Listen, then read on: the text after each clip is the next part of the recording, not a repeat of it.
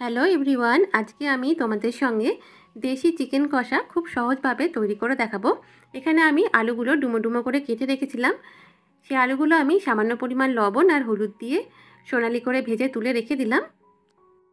এখানে একটা মশলার পেস্ট তৈরি করে নিচ্ছি। তার জন্য এখানে আমি দুটো বড় সাইজের পেঁয়াজ, 1 ইঞ্চির মতন আদা আর 15-16 কোয়ার মতন রসুন আর কয়েকটা কাঁচা লঙ্কা একসঙ্গে বেটে নিয়েছি। এরপর আলু ভাজার এই তেলের মধ্যেই সামান্য একটু তেল অ্যাড করে দেওয়ার পর এরপর এর মধ্যে দিলাম চিনিটা ক্যারামেলাইজড হয়ে যাওয়ার পর এর মধ্যে দিলাম দুটো তেজপাতা। আপনারা এই সময় গোটা গরম মশলাও অ্যাড করতে পারেন। এরপর আমি এখানে দুটো মাঝারি সাইজের কুচনো পেঁয়াজ দিয়ে দিলাম।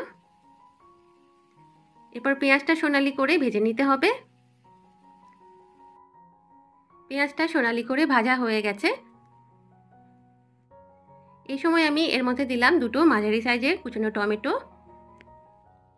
সামান্য একটু লবণ অ্যাড করে দিলাম যাতে করে টমেটোটা তাড়াতাড়ি মেল্ট হয়ে যায় আর ভালো মতন করে টমেটোটা ভাজা হয়ে যায়। প্রায় 5-7 মিনিটের মতন সময় নিয়ে টমেটোটা ভাজা হয়ে গেছে। এই সময় আমি এর মধ্যে যে মশলার পেস্ট তৈরি করে রেখেছিলাম সেটা অ্যাড করে দিলাম। এরপর মশলাটা ভালো করে নাড়াচাড়া করে মিশিয়ে নিচ্ছি। এরপর লো মিডিয়াম ফ্লেমে মশলাটা বেশ কিছুক্ষণ সময় নিয়ে কষিয়ে নিতে হবে। মশলাটা প্রায় 10 থেকে 15 মিনিটের মতন সময় নিয়ে কষিয়ে নিয়েছি। এই সময় কিছু ড্রাই স্পাইসেস আমি এর মধ্যে অ্যাড করলাম। দিলাম এখানে 1/2 চামচ ধনে গুঁড়ো, দিলাম 1 চামচ লঙ্কা গুঁড়ো।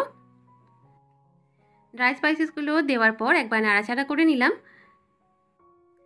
এই সময় এর মধ্যে 1/2 চামচের মতন হলুদ গুঁড়ো অ্যাড করে দিলাম। এরপর মশলাটা আরও 2-3 মিনিটের মতন কষিয়ে নিচ্ছি।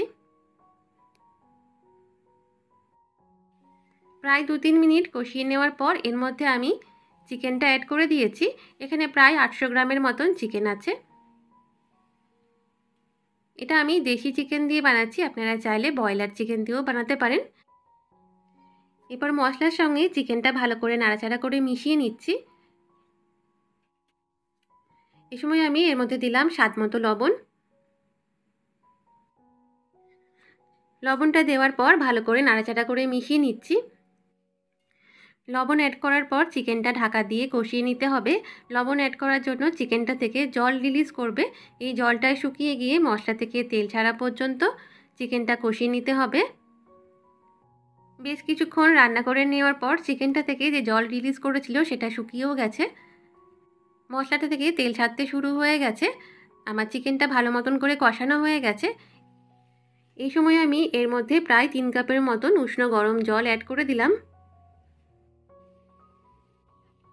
গ্রেভিটা ফুটতে শুরু হয়ে গেছে। এই সময় আমি এর মধ্যে ভেজে রাখা আলুগুলোও অ্যাড করে দিলাম। এরপর ঢাকা দিয়ে চিকেন, আলু সমস্ত কিছু সেদ্ধ হয়ে যাওয়া পর্যন্ত রান্না করে নিতে হবে। প্রায় 30 মিনিটের মতন রান্না করে নেওয়ার পর চিকেন, আলু সমস্ত কিছু সেদ্ধ হয়ে গেছে। এই সময় লবণ আর চিনিটা চেক করে নিতে হবে আর নামাবার আগে একটু গরম মশলা আপনারা অ্যাড করতে পারেন। প্রায় 5 মিনিটের মতন রান্না করে নেওয়ার পর গ্যাসের ফ্লেমটা বন্ধ করে দিলাম। দেশি চিকেন কষা পরিবেশনের জন্য একদম তৈরি। ভিডিওটি দেখার জন্য ধন্যবাদ।